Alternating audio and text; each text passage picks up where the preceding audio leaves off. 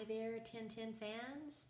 Welcome to my week 8 video in which I'm going to introduce to you the paper 3 assignment sheet. So we're beginning a new unit on comparing and contrasting. And so to follow along with me, click on content and then major paper assignments and related materials, and then the paper 3 assignment sheet, compare, contrast, essay. So for this third major paper of the course, you'll write an essay that compares and contrasts two of the following text of your choice that we're studying together in this unit: All Over But the Shoutin' by Rick Bragg, Ours Was a Dad by Judy Davis, The Wedding Carriage by Sneha Saha, or Alzheimer's, which is a poem by Kelly Cherry. So you can choose two of these four texts, any two. And when you're making your choice, again, you want to think about which text really appealed to you and sort of resonated with you the most, because your writing will be more compelling. And also, you want to be thinking about what elements within these two texts will compare and contrast well. And we'll be talking about all of that in our discussion board postings. So here are the important dates. Your idea worksheet comes due on Wednesday, the 30th of March. And so that's, again, the beginning of the writing process for this paper, where we'll be brainstorming ideas, sharing ideas for your text choices of those two texts, along with a sense of direction about how to proceed. And you can always change your mind, obviously, after you've completed those idea worksheet questions. To see them, click on assignments and look for idea worksheet for paper 3. And you want to submit, again, before that deadline of 11:59 p.m. on March 30th. I will then give you some feedback over the next few days after that, as always, and you want to read my feedback.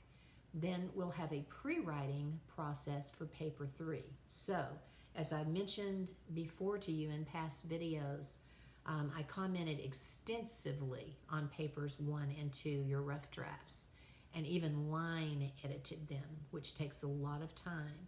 I will not be doing that from this point forward with papers 3 and 4, because you need to assume more and more responsibility for your writing. So the process is going to be a bit different this time. You won't be submitting a rough draft. Rather, you will be submitting pre-writing materials, which will consist of your introductory paragraph with your thesis at the end of it, a brief informal outline of the rest of your paper, and your source material, the sources you're going to use for paper 3. So to submit, you'll click on the assignments tab, you'll look for pre-writing for paper 3, and you want to submit it before 11:59 p.m. on Sunday, April 3rd, because if you miss that deadline, then 10 points are docked from your paper 3 grade. And that's important because it's a big part of the steps of the writing process, which we want to really emphasize. As always, I will get back to you with my comments over the next 2 or 3 days after you've submitted. So you want to go back in just as you will with the idea worksheet, because that helps you with the pre-writing. You want to go back and look at my comments on the pre-writing, because that's going to help you with submitting the final draft. And the final draft is then due Monday, the 11th of April, and that is before 11:59 p.m. Let me check that to be sure that date is correct. Hang on. Yes, Monday the 11th, before 11:59 p.m. And remember that the policy that has applied to all the papers applies here. 10 points are docked from that paper grade for every calendar day that it's late. That includes the day that it's due and weekends. And papers aren't accepted after 5 days unless you've had an official extension from me. Also, an important date that I want to mention that isn't part of this paper assignment, but I want to make sure that you're aware of it, and I want to talk about it just for a little bit. Of course, it's up on the weekly checklist as reminders as well, but I allow you the ability to revise a paper for a higher grade. And so you choose between papers 1 or 2. And that revision will be due before 11:59 p.m. on Sunday, April the 3rd. Should you choose to submit one, you don't have to do that. That's something that you can elect to do. And there are no extensions whatsoever. I'm so sorry, but none for that revision. And the reason is because you know about it early on, and it's something you can work on, early on. And also because by this point in the semester, we're all beginning to really be inundated with grading, and it's just not possible to stagger the revisions and extend them. And not every professor will offer you the ability to bring up a grade on a major paper. So, that's something that I do that takes a lot of additional grading time for me. And so, do understand that I have to be firm about that deadline. So to submit a revision, you'll choose again between papers 1 and 2, because those are the ones that will have been graded up to that point. And you want to go back in and look at your original graded paper and make all of the corrections, all of them, that I noted in my comments on that graded paper in a new revised version of that paper. So it's a good idea, to keep all your papers on your computer, all the final drafts of them. Submit that revised paper along with a brief 1/2 page document outlining the changes that you made. And there's a section on our syllabus that explains that more thoroughly. It's also discussed in the weekly checklist to help you. But basically, you're going to tell me what the most common error that you kept making was, how you might plan to avoid that in the future, what you learned from your writing, etc. And you'll turn in that brief half-page document along with the paper. You'll go to the assignments tab and look for paper revisions. And the new grade that you'll receive is the average of your original grade and your revised grade. So if you make all the corrections, it's very possible for you to up your grade an entire letter, which is really, really helpful. Note that I have had students before who make no changes. They just copy and paste their previously graded paper with no corrections made and submit it, and somehow think that they're going to fool me and that I'm just going to be okay with that. Well, I am so not okay with that, because these revisions are something that I don't have to offer you. I offer you that because I want to help you. And it takes a lot of time for me to have to deal with them at a time when I'm already really busy. So when a student submits the very same paper without any corrections made, it's really disturbing to me, because it's really eaten up a lot of my time, and I don't appreciate it. So do not do that, or I'm liable to lower your grade instead of raise it. Don't do that. Make sure you submit a revision that actually includes revisions. And note that students who have turned in papers late are not eligible to submit a revision. So only students who have turned in papers 1 and 2 on time are eligible, unless you had an official extension from me for a valid reason, and then in that case you're still eligible. But if you just turned it in late and you didn't have an extension, then you're not eligible to submit a revision on either one of those papers. When you're making your decision about which one to revise, consider how much each is worth in the course, because paper 1 is worth less than paper 2. Consider the grades that you earned on both of them, and sort of do the math and see which one would benefit you more. Note also that if you already earned an A on paper 1 and or 2, then you may not revise it because you've already earned an excellent grade. So you can't revise a paper that you earned an A on. And so that is the revisions. And then the final draft of paper 3 is due on Monday the 11th of April before 11:59 p.m. as I said. So the specifics for paper 3, it should be at least, hang on, I lost my place, at least 2.5 pages in length. So 2.5 pages of writing, and if it's less than that, points are deducted. So as we've always said before with the other paper assignments, you submit half a paper, you get half a grade. You submit 3/4 of a paper, you get 3/4 of a grade. And that's not including the errors that you make that for which points would be deducted. So as always, typed, double-spaced, in Times New Roman 12-point font, standard margins. So this time around, you've got to document both of the texts because you're writing about two. You're comparing and contrasting them.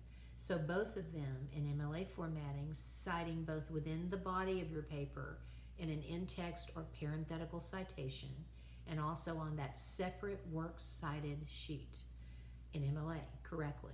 So you've got 2.5 pages of writing and then a separate page that contains your works cited. Remember, if you're struggling to remember MLA, you've got a little Siegel handbook, hopefully. You've got a sample paper at the end of the MLA chapter that shows you in depth what to do. You have an MLA section on our Brightspace course page, and you have sample papers that show you. So as always, you need to conform to a formal academic structure, introduction with a thesis at the end of that first paragraph, supporting body paragraphs, formal conclusion. So the objective is twofold: to compare the two texts you're writing about. What are their similarities? And to contrast them. What are their differences? So you're not arguing, right? You're not agreeing or disagreeing with the writers. You're comparing and contrasting these two texts. So to be successful, here are the questions you need to be asking yourself as you're writing. Do I open my essay with a hook that makes my reader want to keep reading? And so again, a sentence that's kind of broad, that sort of appeals to everyone. And it may not be just some fabulously creative hook, because this is academic writing, but something that is broad and that appeals to everyone, and that makes your reader want to continue reading. And remember, avoid you. Do not ask a question using you. Have I clearly stated the titles of the two texts I'm writing about and the author's full names in my very first opening introductory paragraph? If we get to the end of paragraph 1 and we don't know the two texts you're writing about, and we don't know the names of the authors, and we don't have your thesis at the very end, then we have a problem. So make sure you include all that in paragraph 1. Have I referred to the authors by last name only after mentioning their full names in my very first paragraph? So remember, standard protocol for all academic writing is that after you introduce the author or the person you're discussing, the historical figure, whomever it might be, then you refer to that person by last name only. Have I clearly stated my thesis, my main idea or claim at the end of my opening paragraph? My thesis needs to make a claim about how these two texts are alike and or different, because that's the focus of the paper. And remember, we said in that developing a thesis statement video and or document that you looked at, hopefully, that your thesis needs to always reflect the main point of your paper. My thesis might also provide some insight as to what one may learn through the similarities and the differences being noted, right? So ask yourself, have I quoted passages from both texts I've chosen in order to illustrate their similarities and differences, citing those quotes correctly in MLA formatting? Have I made sure to avoid using first person I or me, second person you or your throughout my essay, unless they're part of quotes that I'm using, obviously? Choosing instead to use one or ones, or to just restructure the sentence where you don't need that. Have I used transition words and phrases so the reader can more easily follow my thoughts? So thinking back to that video on transitional words and linking words. So words like first, second, next, finally, furthermore, moreover, consequently, Have I used sentence variety? So I want to vary the length and arrangement of my sentences. So I want to avoid back-to-back short, choppy sentences or back-to-back long, convoluted sentences, and mix it up so my writing has a rhythm. Have I used language appropriate for college-level writing? academic writing? Or does my language feel informal and conversational and high schooly? We don't want that, right? So if you're using that informal language, I, me, you, your, stuff, things, great, right? People, people, people, and you're not being specific, then points are deducted. Have I organized this paper logically? So you got to think about how you're going to organize. Remember, your thesis and the body of your paper must go together. If they don't, one of them has to change. So if you lay out a certain order in your thesis, the body of your paper needs to follow that order.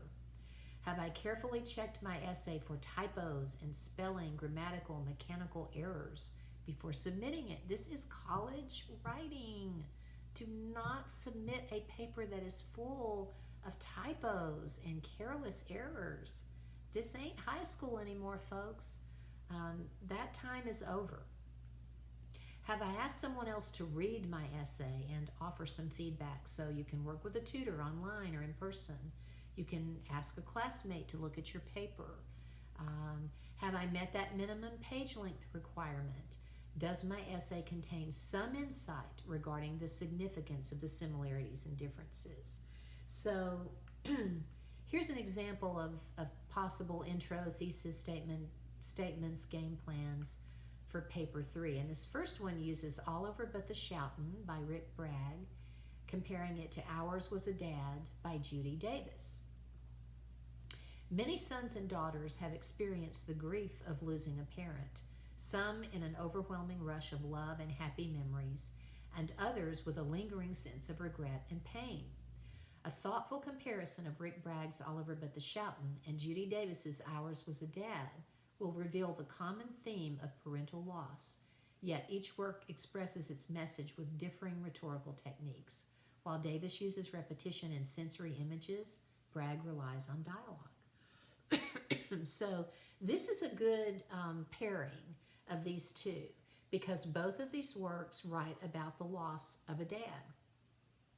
But there are a lot of differences as well as some similarities.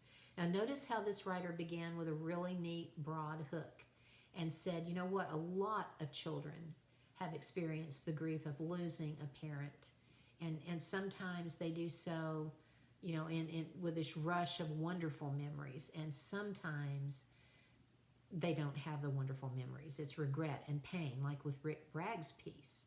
So a statement that's broad, that everyone pretty much can relate to, and then this writer narrows into the thesis, a thoughtful comparison. So right off the bat, we know this is going to be a comparison. And then the writer gives us both the pieces, the writer's names in full, and immediately tells us specifically in the thesis that there's a common theme, and yet there are differences. There are different techniques being used.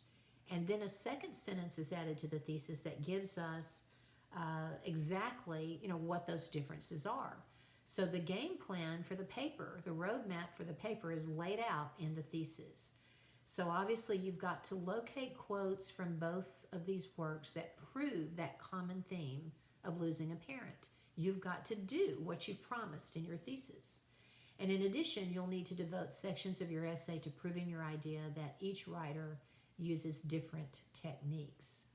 Now here's an example of pairing The Wedding Carriage by Sneha Saha with the poem Alzheimer's by Kelly Cherry, because both of these pair up really well also. As the baby boomer generation grows older, Alzheimer's disease has become more prevalent than ever, resulting in tragedy for its victims and their family members. Sneha Saha's The Wedding Carriage and Kelly Cherry's Alzheimer's chronicle the stories of two different victims of this tragic illness and its effects on others, a daughter, a wife, and a caregiver. A careful comparison of the short story and poem will reveal a common theme: struggling with a disease that devastates the mind, leaving the body as a shell of its former self, while presenting the similar message through different genres and techniques. So remember that word genres, a fancy word for types or kinds, in this case of writing. So notice the hook. It's pretty broad.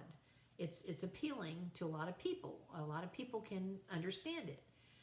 So as this baby boomer generation, the generation of people born after World War II, when lots of babies were being born, right?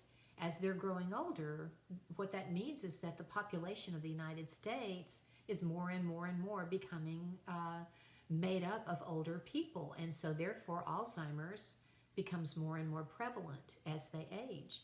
And so the result is tragedy for the victims of this terrible disease and their family members.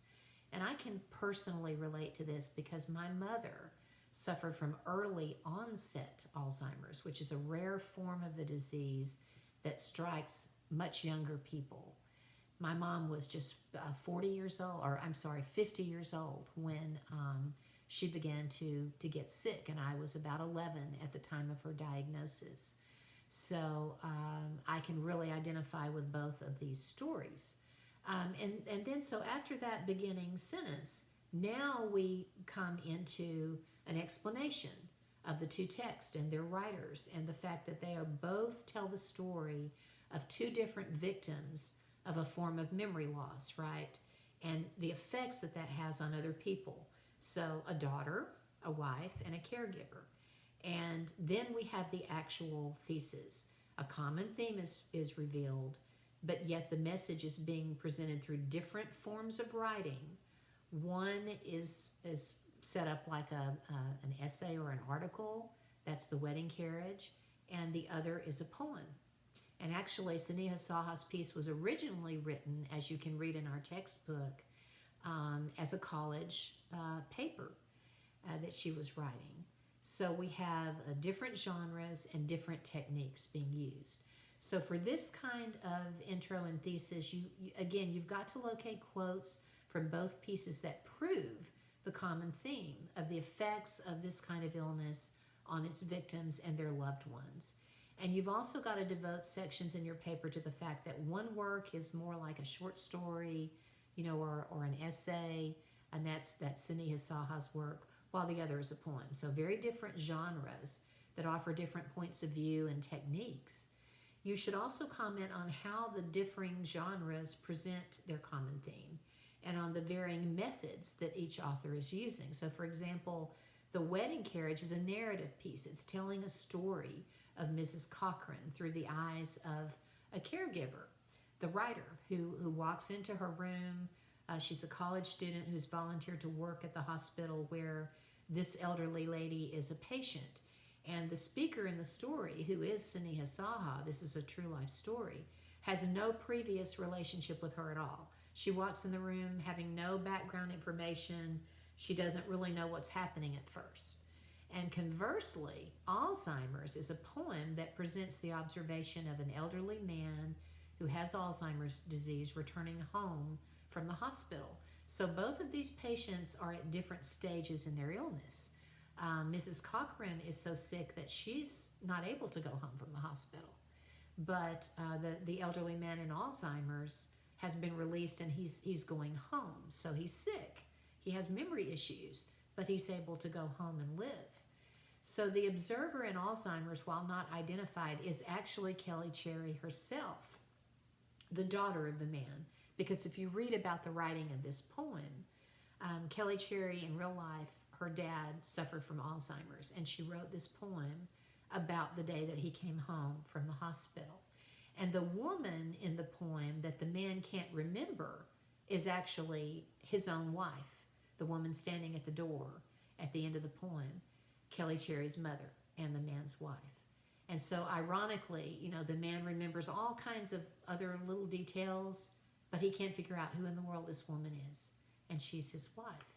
So the fact that neither person, though close to that Alzheimer's patient, is actually identified in Cherry's poem mirrors the man's own inability to remember them, which is kind of a cool technique that you could mention. So these are some examples, and again, you've got that little blurb about the various Tennessee Board of Regent student learning outcomes that are evaluated, and there's a separate sheet there that gives you those details if you want to know. And as always, our discussion board activities will be very helpful, and they'll help cement a lot of these ideas. The sample papers will be helpful. to you. So thanks for listening.